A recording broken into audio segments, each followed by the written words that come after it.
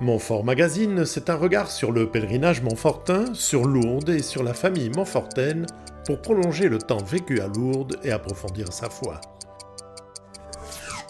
Les jeunes du lien montfortain vivent un pèlerinage très intense. Retour sur l'édition 2023. L'Assemblée générale de l'AMPH s'est tenue fin juin à Saint-Laurent-sur-Sèvre. Le père Éric Manirakiza a été ordonné prêtre et a rejoint la grande famille des pères montfortains. Ils étaient plus de 100 venus de tous les continents pour participer à la rencontre internationale des associés de la famille montfortaine.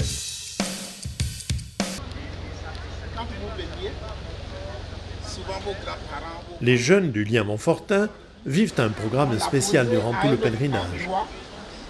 Et puis on est resté à faire quelques minutes de silence et de prière. Comment on appelle cette prière? Des temps de rencontre, des sorties, une vie entre jeunes d'abord dans un bel esprit.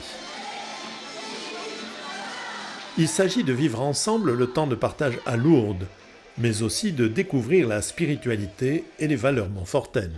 Je vous salue Marie, pleine de grâce, le Seigneur est avec vous. Si le pèlerinage du lien est un temps entre jeunes, il est aussi un temps de rencontre des autres, à commencer par les pèlerins malades. L'expérience du roulage, les temps en accueil permettent cette découverte. Le groupe du lien n'est pas isolé, au contraire. Plusieurs temps forts sont vécus en commun avec le pèlerinage. Point fort de ces rencontres, la veillée festive.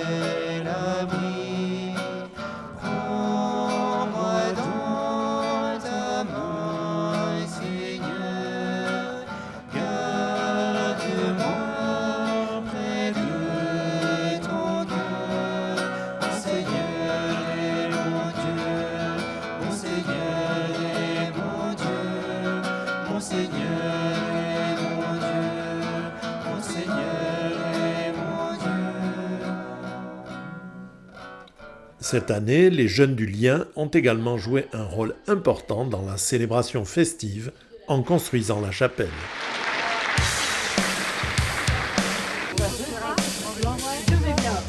L'Assemblée générale de l'association Montfortaine Pèlerinage Hospitalité s'est tenue les 23 et 24 juin à Saint-Laurent-sur-Sèvre.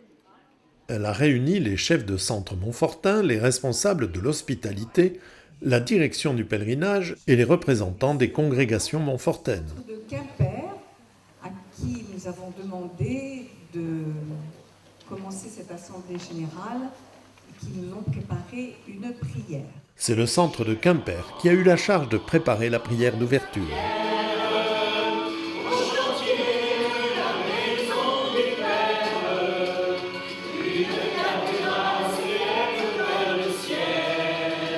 Comme toute association, l'association Montfortaine Pèlerinage Hospitalité a son moment statutaire avec le rapport moral, le rapport financier, les votes des délibérations et puis le rapport d'activité bien sûr également. Mais c'est au-delà de cela un moment très humain, très convivial où tous les membres, tous les responsables de centre et leurs hospitaliers responsables sont présents et nous échangeons beaucoup d'idées, d'orientations. Et puis nous avons eu cette année avec notre annonce de pèlerinage de l'an prochain venir ici en procession. Nous avons eu un petit atelier organisé par Paulin sur un échange d'idées. Échange, que pourrions-nous faire? Parce que 75 ans, ce n'est pas rien. C'est le 75e pèlerinage, dont le premier, je rappelle, a eu lieu en 1949. à la suite du père Riboulot qui l'avait initié. Et nous avons pu, pendant quelques temps, quelques moments dans cet atelier, échanger sur des idées. Qu'allons-nous faire pour marquer ce 75e pèlerinage? L'année dernière, nous avons eu un superbe son et lumière. Nous avons eu une participation de nos jeunes très importante. Mais tous les ans, il faut innover, changer et progresser et mettre les orientations et surtout la vie du père de Montfort toujours en exemple pour nous. J'atteste qu'Éric a été jugé digne d'être ordonné. Avec l'aide du Seigneur Jésus-Christ, notre Dieu et notre Sauveur, nous choisissons Éric Manirakiza pour l'ordre des prêtres.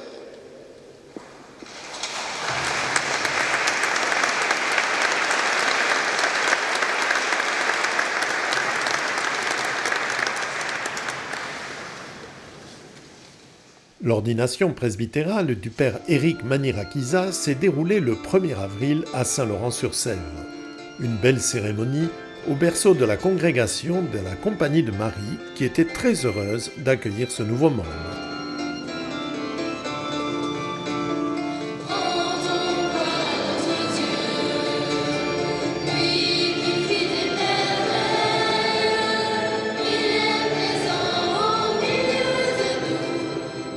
Merci au Seigneur parce que par mes parents qui m'ont initié à la prière de mon jeune âge, j'ai découvert petit à petit l'essentiel de ce qui m'habitait, entre autres l'orientation vers le sacerdoce quand j'avais exactement 7 ans.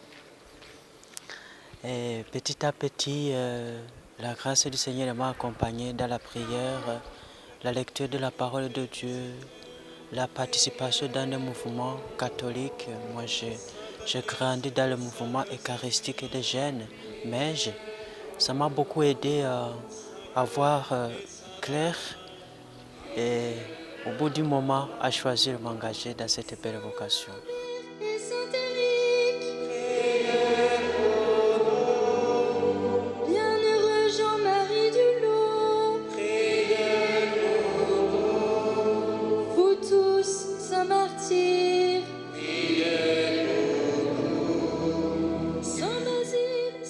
Mes parents étaient légionnaires, maman était légionnaire et puis papa était dans la fraternité Marie Reine de Cœur.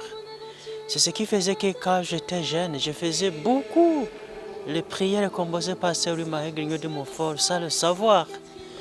Il y avait aussi les enseignements du Père de Montfort que je recevais sans le savoir parce qu'on ne citait pas Sœur Louis-Marie. Saint Louis-Marie Grignon de Montfort, priez pour nous. Bienheureuse Marie-Louise de Jésus. Alors ce que j'ai trouvé de particularité chez lui, c'est cette petite voix à Jésus par Marie. Vraiment, cette voix qui est Marie, qui nous conduit à Jésus. Et ça, c'est vraiment très profond et ça me touche, et ça me touchait, et ça continue à me toucher énormément.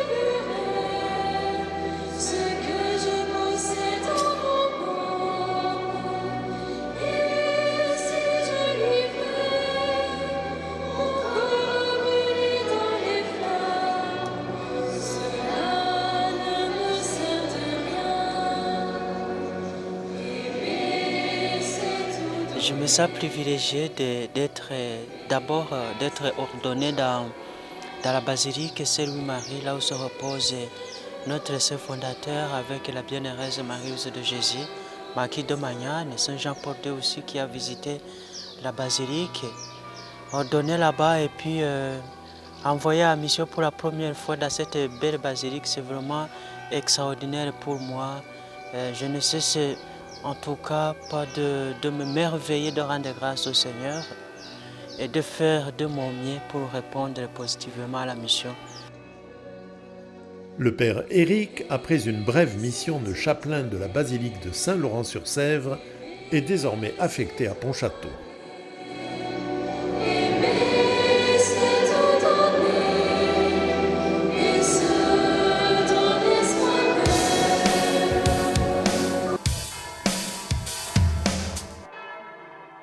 À l'occasion des 350 ans de la naissance de Saint Louis-Marie Grignon de Montfort, les associés de la famille Montfortaine se sont réunis à Saint-Laurent-sur-Sèvre du 6 au 13 août. Un mouvement qui rassemble laïcs et religieux qui soutiennent le charisme des congrégations montfortaines partout où elles se trouvent. C'est donc du monde entier qu'une centaine d'associés s'est retrouvée autour du berceau de la spiritualité montfortaine. En langue anglaise, un groupe en langue française. C'est une session internationale, donc ça veut dire que les gens viennent du monde entier. Montfortaine, c'est la famille Montfortaine, ça veut dire que, et là c'est quelque chose qui n'est pas rien, c'est-à-dire qu'on réunit les trois congrégations, c'est-à-dire les frères de Saint-Gabriel, les pères Montfortins et les filles de la sagesse. Et ça n'a pas eu lieu depuis un certain nombre d'années, au moins 10 ans. Et puis je crois même que c'était une des premières fois à Saint-Laurent où on avait les trois congrégations réunies en même temps, en un même lieu. Donc symboliquement c'était très fort. Ce sont les conseils généraux qui ont encouragé, qui ont décidé de faire cette rencontre internationale des associés laïcs de la famille Montfortaine. Nous avons 3 couleurs différentes de foulards, dont les missionnaires Montfortains sont orange, les frères Saint-Gabriel bleu, et les filles de la sagesse jaune. Donc c'est pour identifier l'appartenance dans la famille Montfortaine. Nos laïcs font partie de la famille Montfortaine. Donc avant tout, cette appartenance dans la famille parce que nous vivons la même spiritualité. Nous vivons aussi nos charismes dans la famille Montfortaine. Et en plus de cela, donc, chacun de nous a ses talents, sa mission, mais ensemble, nous faisons la mission en synodalité, en complémentarité, en interdépendance. Donc personne n'est exclu, chacun a sa place dans la famille Montfortaine.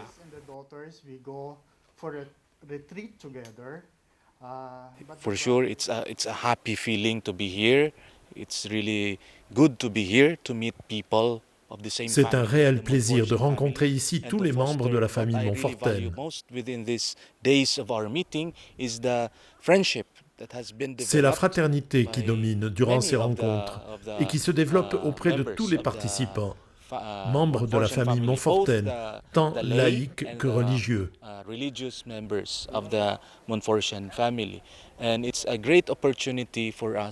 C'est une chance pour moi de rencontrer ici les associés Montfortains des autres pays, d'apprendre de chacun et surtout de nourrir ma spiritualité à partir des conférences.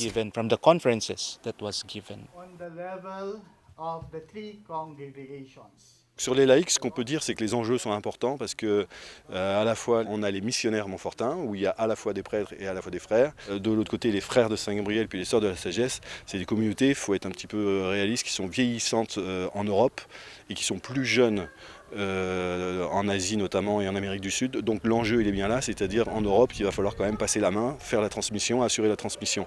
Et là, de ce point de vue-là, les laïcs ont leur rôle à jouer. Le thème de la session, il faut qu'on le rappelle, c'était la synodalité, agir en synodalité, disciples missionnaires aujourd'hui en synodalité. notamment en lien avec la réflexion menée par le pape et puis le Vatican sur la synodalité. Donc voilà, comment est-ce que des laïcs peuvent trouver et être amenés à trouver leur place. Et ce matin, je crois que c'est intéressant parce qu'on a eu une intervention de 2 laïcs espagnols qui nous ont dit avant c'était un partenariat avec les frères. Et puis il faut qu'on avance vers une co-responsabilité, c'est-à-dire qu'il va falloir que maintenant les laïcs soient aussi responsables finalement vis-à-vis de la transmission du charisme que les religieux. Donc de quelle façon ça se met en place, et je crois que cette semaine, à travers les ateliers qu'on a menés, il y avait des temps d'échange et de parole et de partage pour que justement les uns et les autres puissent se dire et moi comment je vais, une fois que je serai chez moi à la maison, pouvoir exercer ce charisme. Et ce qui était très beau je trouve, c'est qu'on avait des gens de Papouasie. Et ces gens de Papouasie, ce que j'ai compris, c'est qu'ils sont 2 dans leur paroisse et qu'à eux seuls, ces 2-là, laïcs, eh bien, ils mènent toute la spiritualité montfortaine. Je voudrais exprimer toute ma reconnaissance envers tous nos laïcs associés. Les laïcs associés sont les membres de la fraternité mariale montfortaine qui ont fait la consécration à Jésus par Marie. Mais il y a aussi les laïcs associés qui ne sont pas membres, mais ils collaborent, ils vivent, ils sont au service de la famille montfortaine ou bien de la mission. Par exemple, les hospitalières de pèlerinage montfortaine, les membres des associations différentes dans nos congrégations. Donc ce sont des laïcs associés, ils vivent d'une manière ou d'une autre la richesse, la fécondité, la beauté de la spiritualité montfortaine.